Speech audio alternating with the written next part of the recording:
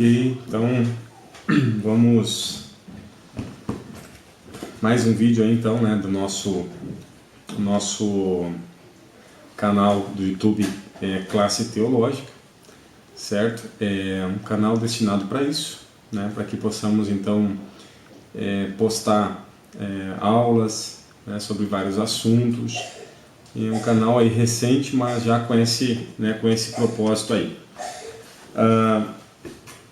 Se você está acessando esse vídeo, né, pela primeira vez, tá? Você não me conhece, tá, querido? Então eu quero me apresentar, tá? Eu sou Ezequiel, tá? E também na área de teologia eu trabalho na área de ensino teológico, certo? Sou graduado em teologia pela faculdade, pelo seminário, né, Batista Vida Nova. Nós estamos aí final do ano finalizando aí, né, nos formando em bacharel em teologia pela Faculdade Batista Pioneira da cidade de Juí. E no demais a gente trabalha, né, na igreja, coopera, né, com a obra do Senhor aí, através de alguns aninhos aí, certo? Também atuo como músico, né, no caso ministro de louvor.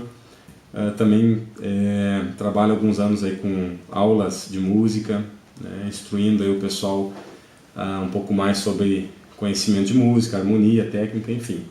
Mas essa classe teológica, tá, foi uma ideia que surgiu aí para isso, para a gente poder assim oferecer um pouco mais do ensino, entendendo que há uma carência muito grande hoje nas igrejas, muito grande da área de ensino, da doutrina. E aonde, queridos, não há ensino, tá, a doutrina, o evangelho vai se desgastando, tá? E com esse desgaste, a igreja ela vai experimentando algumas consequências, alguns resultados disso aí, né? A gente pode comparar isso com o corpo da gente, né? Esse corpo que Deus nos deu, se a gente não alimentá-lo com coerência, né, repondo as vitaminas que ele necessita, que todo organismo necessita, essas vitaminas que têm o objetivo então, né, de fortalecer, de manter, de dar essa manutenção para o nosso organismo, o nosso corpo, a tendência é enfraquecermos, certo? E a igreja de Cristo, o apóstolo Paulo compara ela a um corpo, né, que precisa ser bem cuidado, bem alimentado. E a necessidade de estudar as escrituras, estudar as doutrinas, ela parte, né, podemos comparar a esse princípio aí do corpo, certo?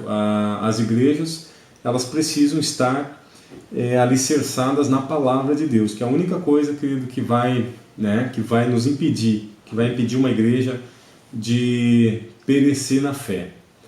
A gente sabe que a Bíblia nos aconselha, em várias passagens nós encontramos a advertência que Deus faz para a sua igreja sobre a necessidade de conhecer as Escrituras, a necessidade de, né, permanecer firme na verdade das Escrituras, certo? Então assim, esse aqui seria uma segunda aula. Então nós estamos tratando de um assunto chamado a teologia sistemática, tá? A gente quer uma parte da teologia, do estudo teológico, que nos ajuda a ter uma visão geral sobre todo o escopo de doutrinas que fazem parte da igreja cristã através dos séculos. Tá? Então a teologia sistemática ela vai tratar assim das principais doutrinas, certo? E é uma maneira muito interessante para quem quer aprofundar mais seu conhecimento, é uma maneira muito interessante de começar um estudo através da teologia sistemática. Nós estudamos na aula passada, demos uma revisada. Essa aula aqui ela seria uma aulinha de reforço, tá? Nós, uma vez por mês, nós temos aula na nossa igreja, na cidade de Santa Maria, lá na Batista Vida Nova do Alto da Boa Vista. Nós temos aula, um seminário teológico de capacitação, certo? Quero mandar um abraço aí para toda a equipe, o pessoal que faz parte, que tem se dedicado, que tem compreendido a necessidade dos dias em que nós estamos vivendo, amado.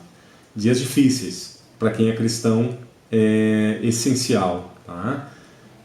Para quem é cristão nominal, que é um outro assunto que dá uma hora para a gente trabalhar em cima dele. Quem é cristão nominal, tá tudo legal, tá tudo beleza, né? A fé que o cristão nominal professa é uma fé simbólica, ela não atinge a prática da vida, mas o cristão que segue a Cristo, que ama a Cristo, né, que ele atende aquilo que a Bíblia chama de cristianismo mesmo, na essência, esse cristão, para nós, realmente está ficando, a cada dia que passa, as coisas estão ficando mais difíceis. Tá?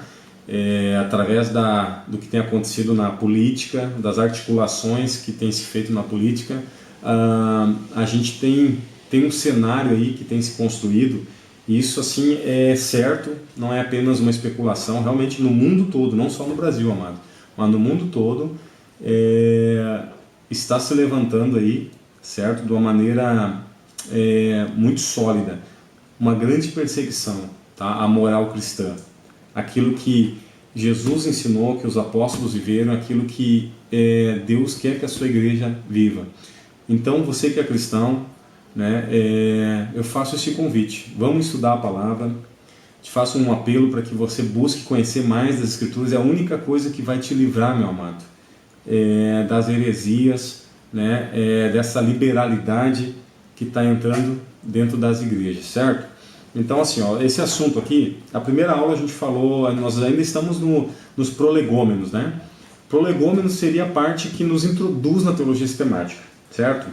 Nós vamos, nos prolegômenos, a gente trata dos pressupostos, né, da teologia.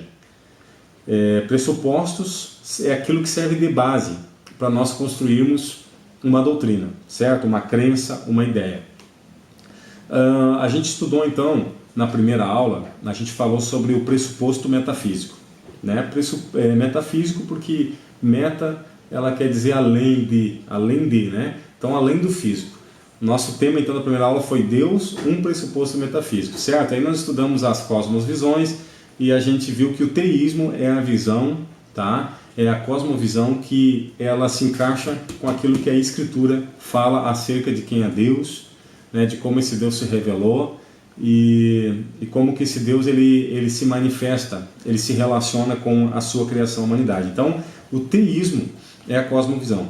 Nós estudamos então algumas coisas na aula passada, você pode assistir o vídeo da aula, certo? E hoje eu quero falar sobre um assunto que ele também é um pressuposto da teologia, tá? O assunto hoje é milagres, tá? Então nós temos aqui uma folha, certo? Um esboço, tá? Eu quero mostrar para você esse esboço. Esse esboço aqui é da nossa aula que nós tivemos agora esse mês que passou, na igreja, no nosso seminário teológico lá na cidade de Santa Maria, certo? Lá no Alto da Boa Vista. Então nós tivemos esse esboço aqui, ó, na frente e atrás tem basicamente o conteúdo que a gente trabalhou durante a nossa aula, tá? Então, o que acontece? Vamos falar um pouco de milagres. Eu quero começar lendo uma frase, tá, que está no nosso esboço. Essa frase diz o seguinte: o estudo sistemático das Escrituras é uma sólida construção de doutrinas bíblicas, ao contrário da exposição fragmentada da palavra, que atua hoje nas igrejas modernas, a qual é a maior responsável pela ignorância evangélica de nossos dias. Tá? Então, essa frase, ela defende então a necessidade de um estudo sistemático das Escrituras, né? E não apenas fragmentações, né? Hoje se prega salvação, amanhã se prega sobre prosperidade, no outro dia se prega, e a gente acaba, né, a igreja que está ali para consolidar a sua fé, para crescer na fé, muitas vezes a igreja acaba pegando esses assuntos e não consegue, né, ver uma construção mais sólida desses assuntos, certo? Então, o estudo sistemático das Escrituras ele é fundamental para que a gente tenha assim, a gente possa construir esse alicerce, como diz a frase aqui, né? Uma sólida construção das doutrinas bíblicas, certo, gente? Aí você pode ler lá em Marcos, no Evangelho de Marcos, capítulo 12, versículo 24. Vamos ver o que está escrito? Se você quiser anotar esses textos, ou você quer pegar a sua Bíblia e acompanhar, fica à vontade, queridos. Esse é o momento aí de nós meditarmos na palavra. Marcos 12, 24, o próprio Cristo, ele vai dar testemunho sobre as Escrituras. Ele diz assim: respondeu-lhe Jesus: não provém o vosso erro de não conhecerdes as Escrituras e nem o poder de Deus? Então, aqui Jesus está fazendo uma indagação, né? Uma pergunta.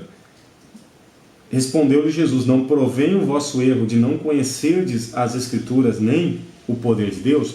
Então aqui é uma parte onde Jesus está discutindo com um grupo de religiosos que havia na época, que eram os saduceus. E eles estavam questionando Jesus acerca da ressurreição, certo? O objetivo dessas pessoas sempre era testar o conhecimento que Cristo tinha, para tentar achar alguma falha na teologia de Cristo, na mensagem de Cristo, certo?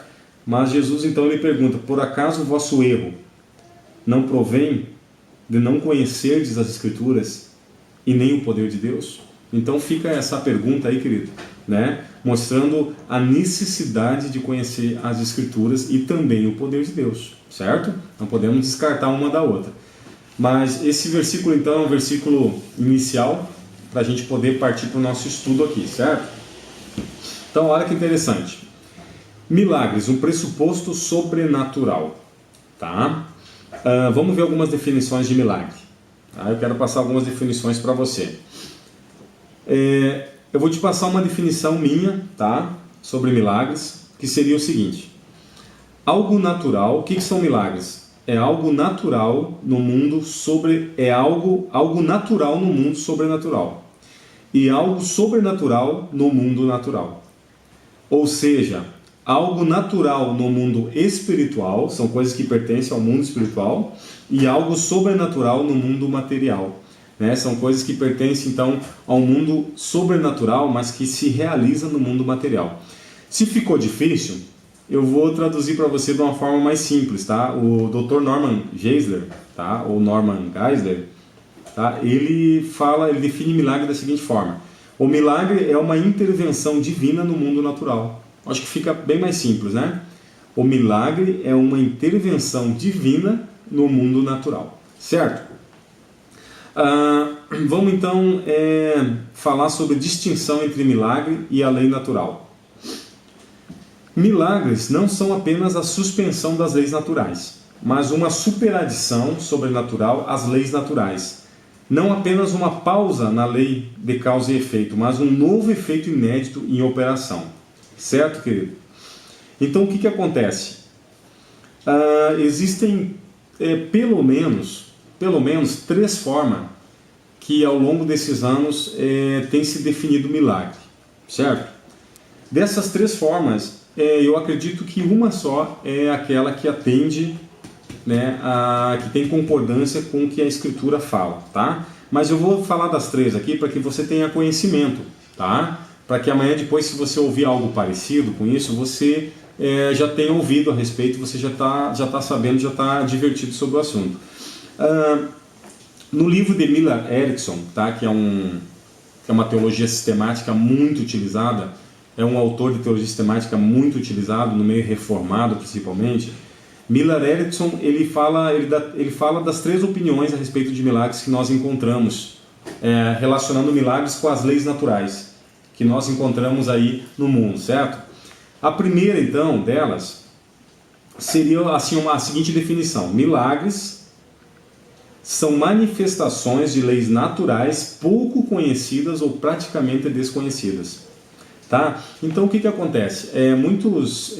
O pessoal da área da ciência, certo?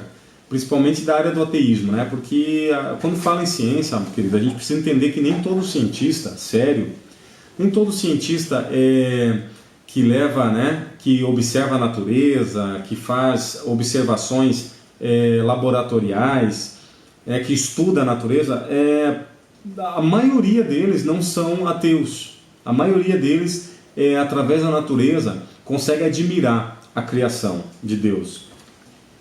Alguns cientistas aí, que eles são mais filosóficos do que realmente práticos, tá? São pessoas que eles já vêm com pressupostos filosóficos intrínsecos neles. Alguns deles acabam então professando um certo ateísmo, tá? Tentando dizer que a criação, né, o mundo, ele é uma obra do acaso, né? Apenas de leis naturais, que não há intervenção nenhuma de um ser divino.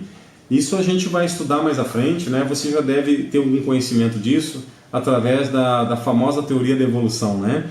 Que adentrou aí as escolas anos atrás, né? Mas que a cada dia mais, queridos, ela entra em descrédito, cada dia mais ela tem sido enfraquecida, porque com a descoberta da ciência, muitos cientistas têm realmente conseguido trazer grandes contribuições para a fé também, tá? Mostrando que nós somos seres complexos e somente um Deus, além, né, do que nós possamos compreender, teria um poder para imprimir tanta perfeição na sua criação, na natureza, da forma que é. Mas a questão muitos deles tentam explicar milagres dizendo assim: são manifestações de leis naturais pouco conhecidas ou praticamente desconhecidas. Eles dizem assim que os milagres, eles são algumas leis que ainda a natureza não conseguiu identificar, que ainda a natureza, os cientistas não conseguiram protocolar como leis, e por isso que elas parecem milagres, mas na verdade elas são apenas leis que ainda não são protocoladas, não são conhecidas pela ciência. Então essa é uma das explicações, tá? A segunda explicação, que também é muito utilizada, é assim, os milagres quebram as leis da natureza. Então muitas pessoas tentam explicar milagres dizendo assim: olha, os milagres é simplesmente a suspensão das leis da natureza, certo? Então, por exemplo, vamos citar aqui uma lei muito conhecida por todos nós, tá? Inclusive dá para mostrar ela nessa caneta, né? Se eu largar a caneta, ela vai cair, ela vai exercer uma força gravitacional que puxa ela para baixo, certo? Essa é a lei da gravidade. Então muita gente vai dizer que, por exemplo, vamos citar um exemplo, quando Cristo ele caminha sobre as águas, né? Naquele episódio lá em que ele vai socorrer os discípulos em alto mar, muita gente vai dizer que ali Jesus não foi um milagre excepcional que aconteceu, apenas foram suspensas. Jesus conhecia alguma técnica que por de algum modo ela é desconhecida, né, pelos demais seres humanos. Jesus ele dominava alguma técnica ali, que ele caminhava sobre as águas, ele suspendia a lei da gravidade, certo?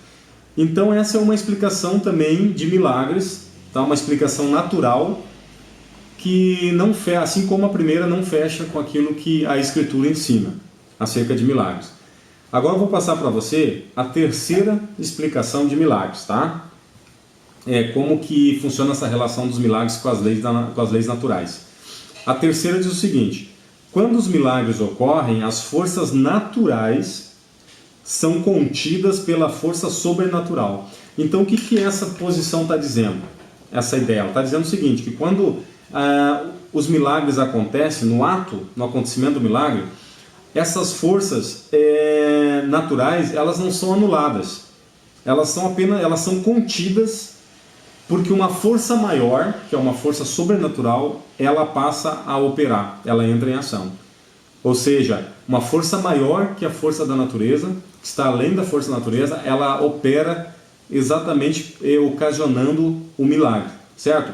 Essa terceira resposta, essa terceira definição do que é milagre, comparando o sobrenatural com as leis da natureza, ela se encaixa melhor com aquilo que a Escritura fala, certo? Com aquilo que a Escritura diz, certo? Deus agindo diretamente, né, no natural, diretamente no mundo natural, né, com a sua força e seu poder, que são muito maiores, né, do que as próprias leis físicas e as leis naturais, certo, gente? Então fica essa definição para nós introduzir esse assunto do que é milagre. Por isso que o tema dessa aula é milagre, um pressuposto sobrenatural, tá? Não tem como entender milagre de uma outra forma que não seja realmente uma ação sobrenatural de Deus maior do que a ação natural, certo, pessoal? Então, beleza, vamos passar para a próxima. A Bíblia fala, quando fala em milagres, quando fala dessa ação sobrenatural de Deus, ela usa as seguintes palavras: sinal, maravilha e poder, tá? São três palavras que a gente encontra praticamente quase sempre juntas, tá? Quando há um sinal, existe a maravilha. Quando existe sinal e maravilha, o poder também está presente. Então a gente vai ler pelo menos um texto aqui, tá? Porque essa aula é uma aula de reforço, e o objetivo aqui é nós reforçar aquilo que já foi falado no seminário, tá, pessoal? Então assim, no Antigo Testamento, lá no capítulo, vamos pegar o capítulo 3 de Êxodo, tá? 3 versículo 12, vamos ver o que diz. Êxodo capítulo 3 versículo 12. Êxodo 3:12. Você pode anotar ou pegar a tua biblinha aí, certo? 3:12. Vamos ver o que diz. Êxodo capítulo 3, versículo 12. Está escrito assim: Deus lhe respondeu. Aqui no caso, tá? Deus está falando com Moisés do meio da sarça ardente, tá? Comissionando ali então Moisés a ir diante do faraó para libertar o seu povo, né? E Moisés, depois de muitas perguntas, questionamentos, Deus responde para ele da seguinte forma: Deus lhe respondeu: eu serei contigo, e este será o sinal de que eu te enviei. Depois de haveres tirado o povo do Egito, servireis a Deus no monte. Eu serei contigo, e este será o sinal de que eu te enviei. Depois de haveres tirado o povo do Egito, servireis a Deus nesse monte. Então, olha só, a palavra que nós encontramos aqui é uma palavra sinal, tá? É a palavra sinal. Agora, no capítulo 4, versículo 30 e 31, para completar o sentido, nós vamos encontrar o seguinte texto: Arão falou todas as palavras que o Senhor tinha dito a Moisés, e este fez os sinais à vista do povo. E o povo creu. E tendo ouvido que o Senhor havia visitado os filhos de Israel, eles viram a aflição e inclinaram-se e o adoraram. Então o texto está dizendo que Deus, ele operou sinais, ele agiu, né, em meio ao povo com muitos sinais, certo? Então é uma das palavras que define milagres, define essa ação sobrenatural de Deus na natureza, tá? Naquilo que é natural. Norman Geisler, o Dr. Norman Geisler, ele fala que milagres eles têm um duplo propósito, tá? O primeiro propósito seria para a glória de Deus, tá? O milagre ele serve então, queridos, para glorificar Deus, para mostrar assim, olha, existe um Deus que ele não é limitado a nada daquilo que é natural. Então o milagre, uma das funções dele é glorificar Deus, é exaltar Deus, é mostrar que Deus ele é dono de toda a glória, ele é capaz de realizar qualquer coisa, tudo é possível para Deus. Então o milagre ele tem esse aspecto, tá? Que a gente poderia dizer assim, um aspecto vertical, tá? Que é para cima, que é para glorificar a Deus. Quando Deus realiza um milagre em nosso meio, é para a glória dele, não é para a glória do homem, certo? Isso aí já bate de frente com muitas pessoas aí muitas pessoas que pregam o evangelho e se utilizam desse marketing, tá? Das curas, das coisas sobrenaturais que acontecem para exaltar, né, a si mesmo, certo, gente? Então, uma das funções do milagre é para a glória de Deus. Deus não faz milagre para exaltar o homem, tá? Se Deus tem usado a tua vida, a glória é dele, né? Se Deus tem curado alguém, a glória é dele. Se Deus tem manifesto o seu poder e misericórdia no mundo, a glória é do Senhor. E então essa é uma das proposições do milagre. Se você tem usado, as pessoas têm usado o milagre para a sua glória, essa pessoa ela já não está cumprindo o propósito. Ela não está, né, tá roubando a glória que é de Deus, certo, querido? A outra função do milagre é para que o povo creia. Então, se nós lermos o texto aqui novamente, nós vamos ver assim, a Bíblia diz que o povo creu quando viu os sinais que Deus fez. Então, os sinais também, eles servem como uma prova de que Deus ele está por trás daquela pessoa, por trás daquela palavra, ou melhor dizendo, por trás daquela mensagem que está sendo pregada, certo? Então, é muito importante nós ter isso em mente. Nós vamos ver isso, tá? Esses sinais, a palavra sinais, nós vamos encontrar ela no chamado de Gideão, tá? Nós vamos ver também no chamado do rei Saul. Esses sinais, eles também aparecem na Escritura como credenciais aos verdadeiros profetas. Aí nesse caso, Moisés, Elias, né, vários profetas do Antigo Testamento, eles operavam sinais para que esses sinais dessem, né, credenciasse aquilo que eles estavam pregando, certo? Olha, eu vim em nome de Deus, sou profeta de Deus, estou entregando essa palavra de Deus. E para comprovar isso, Deus vai realizar esse milagre, né? Então Deus operava milagres extraordinários através desses profetas que tinham o propósito então de credenciar aqueles homens. Nós também temos alguns eventos no Antigo Testamento que são chamados de sinais. As pragas do Egito, as provisões do deserto, o fogo que surgiu de uma rocha, a vitória sobre os inimigos, a confirmação de curas e os juízos do Senhor. Então, assim, todas essas partes aqui, na Bíblia, em várias partes, nós vamos encontrar essa palavra chamada sinal. Depois nós temos, então, uma outra palavrinha, tá? Que também é usada para definir toda vez que Deus age de forma sobrenatural na terra. Essa palavra chama-se maravilha. Nós encontramos essa palavra em vários textos, tá? Na Bíblia, sobre maravilha. O que seria maravilha, então? Aquilo que desperta grande admiração ou assombro, em virtude de suas realizações, de sua perfeição, grandeza, beleza. Ou seja, uma reação que nós temos àquilo que é incomum, aquilo que foge da nossa compreensão, né? Então a gente pode ver através das partes das Escrituras, a gente pode ver no Novo Testamento, através da vida de Jesus, através da vida dos apóstolos, as pessoas, o povo se maravilhando com as obras que Jesus fazia, certo? E normalmente a maravilha ela está sempre junto com a palavra sinal. Sempre você encontra, quando fala em sinais, né, acaba encontrando, associando a palavra maravilhas, certo? Assim, essa experiência de maravilha, eu não sei qual é a tua experiência que você já teve, né? Mas eu posso dizer, tá? De mim mesmo, né? Eu posso dizer assim que na minha vida Deus já fez muitas maravilhas e eu também tive o privilégio, os meus olhos viram muitas maravilhas que Deus fez também na vida de outras pessoas, certo? Então eu posso dizer para você que realmente aquilo que gera no coração da gente, do homem, quando se depara com esse poder sobrenatural, com essa ação de Deus, algo que foge da nossa compreensão, nós ficamos realmente maravilhados. Nós entendemos, olhamos para aquilo ali como uma maravilha dos céus, uma maravilha de Deus no nosso meio. Uma outra palavra, então, que nós falamos no início aqui, que descreve, também usada para descrever milagres, seria poder. Tá? A palavra utilizada para descrever o poder humano e o poder divino, normalmente ligado às palavras sinais e maravilhas. Então, existe essa distinção, né, querido, em poder, né? Existe aquele poder que o homem tem, né, que está ligado à autoridade, não a coisas sobrenaturais. O homem não tem esse poder sobrenatural, tá? Mas ele tem, quando a Bíblia fala em poder, aparece essa palavra poder na Bíblia, muitas vezes ela tá e relacionada com o homem, ela está se referindo à autoridade que aquele homem tem, né?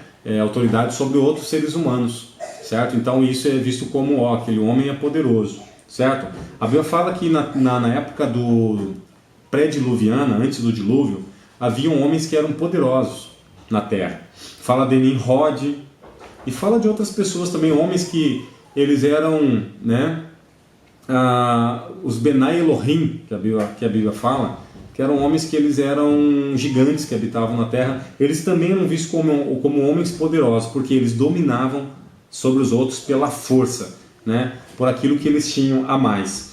Mas nesse caso, o poder, ele aparece também diretamente ligado àquilo que Deus faz, diretamente à pessoa de Deus, certo? A Bíblia diz que Deus criou o mundo pela palavra do seu poder.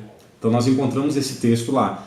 E assim nós vamos percorrendo as páginas do Antigo Testamento e nós vamos ver muitas vezes a palavra poder estando ligada à ação sobrenatural de Deus em meio ao seu povo. Isso aqui foram exemplos que a gente citou no Velho Testamento, certo? E no Novo Testamento, como é que fica a questão da palavra poder?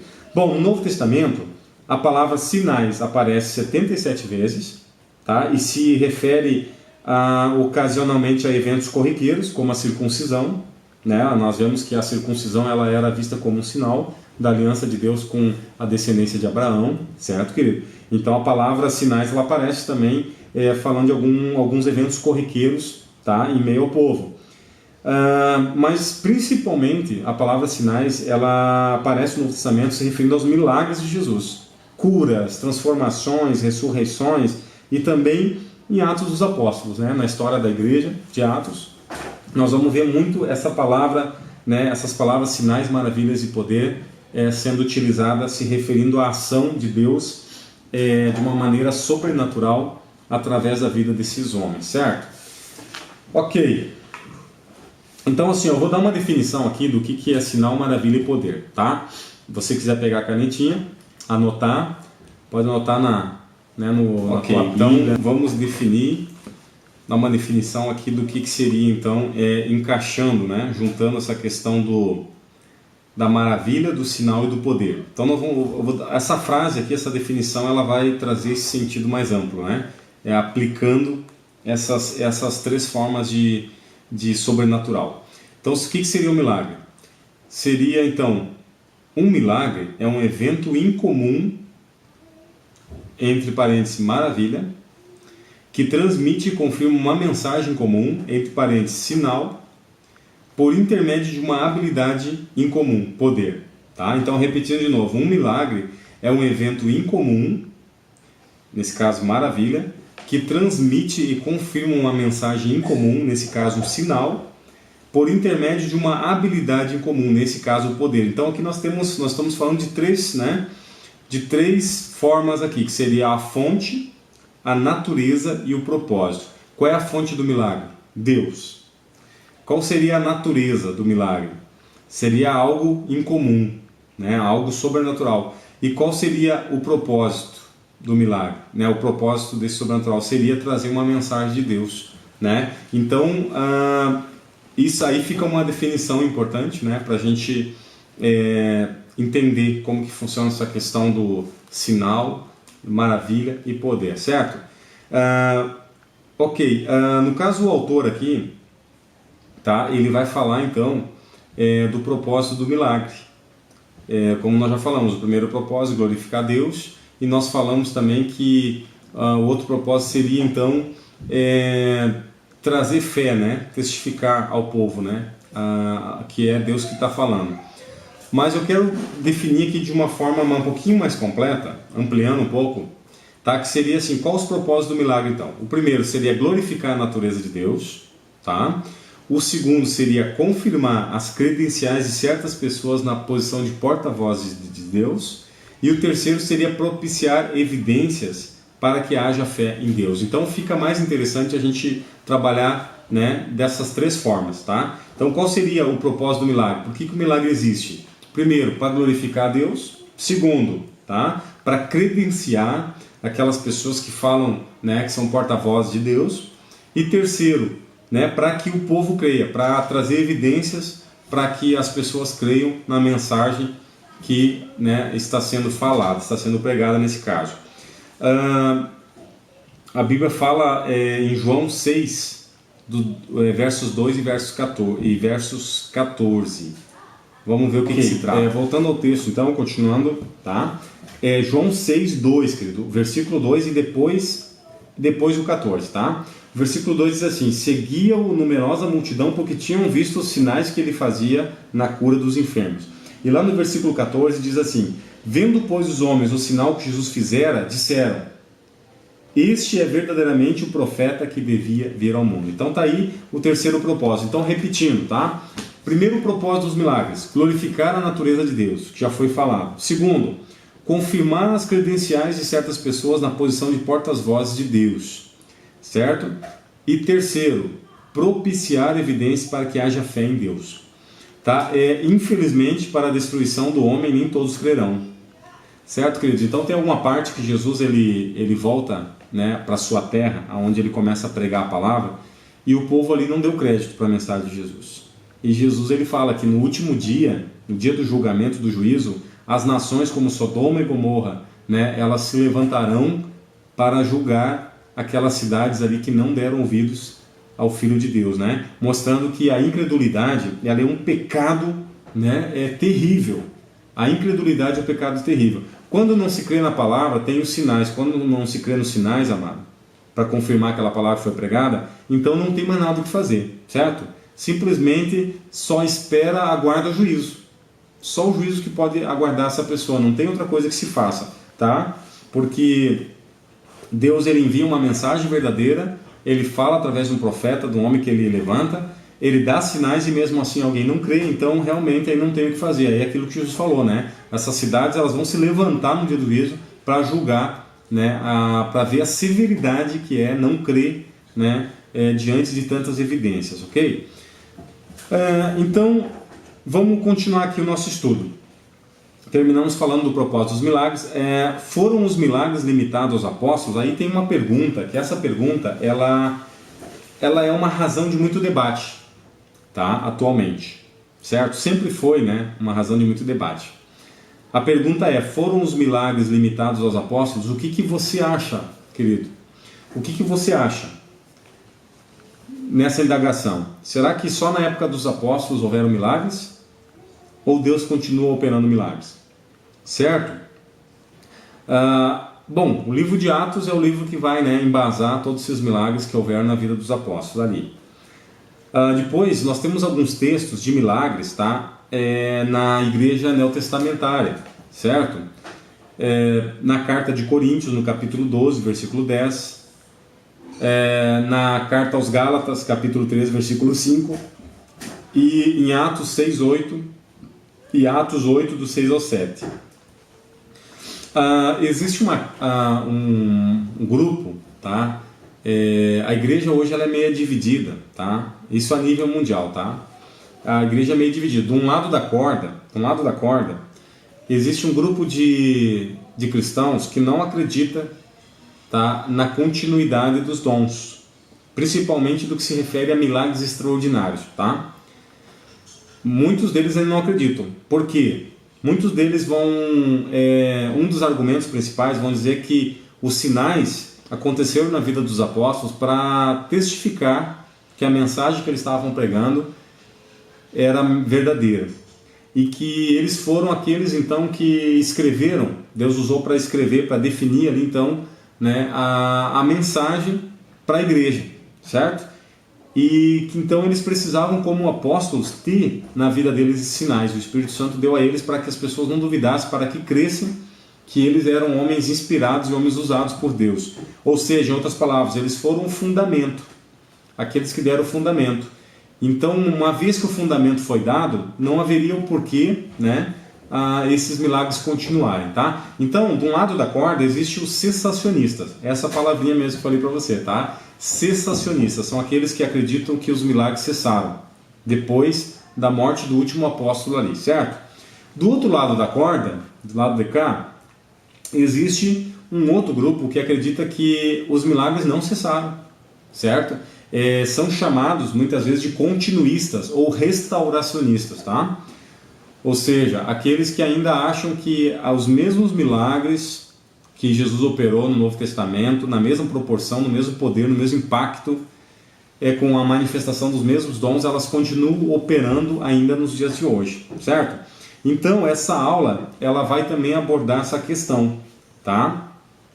Existem opiniões diferentes. E ainda hoje, né, a gente vai ver a igreja dividida com essas opiniões. Tá, queridos? Então, assim, ó, eu vou deixar aí, então, tá? Numa próxima aula agora nós vamos voltar e nós vamos ter que ter mais tempo, porque eu vou ter que ler para vocês alguns textos bíblicos, nós vamos ter que examinar as escrituras com calma, nós vamos pegar os argumentos do grupo que acredita que os dons cessou, nós vamos pegar os argumentos do grupo que acredita que não cessou, que Deus continua operando, nós vamos ler alguns textos na Bíblia, tá? Para que a gente possa então fazer algumas considerações sobre o assunto. Esse assunto merece uma atenção especial, então nós teríamos que ter aqui no mínimo uns 40 minutos aí para a gente debater esse assunto, para mim apresentar para vocês pelo menos, né, os dois lados e nós tentar tirar daí então, tá,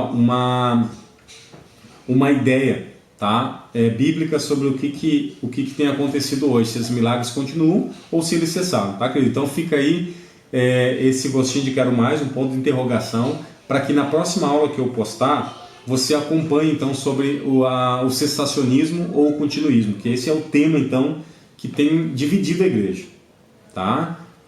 Tem igrejas que, né, dentro da própria confissão de fé deles, eles não admitem essa continuidade de dons, e tem outros que, né, não. Então seria o grupo dos cessacionistas e o grupo dos restauracionistas. Fica aí então o tema da próxima aula, tá? Para você ficar com água na boca, nós vamos debater esse assunto então. Que Deus te abençoe, tá? Te espero então na próxima aula. Gostaria muito que você, né, divulgasse esse vídeo, né, para que outras pessoas tivessem acesso também, certo? Qualquer coisa, posta aí, tá, comentários, posta aí dúvidas, né? Esse canal está aberto para debates, para que a gente possa expandir, né, as doutrinas bíblicas, certo? Então um abraço, fica com Deus, Deus te abençoe. Obrigado por me aguentar até aqui, tá? E que Deus possa enriquecer muito mais a tua vida ainda. Fica na bênção.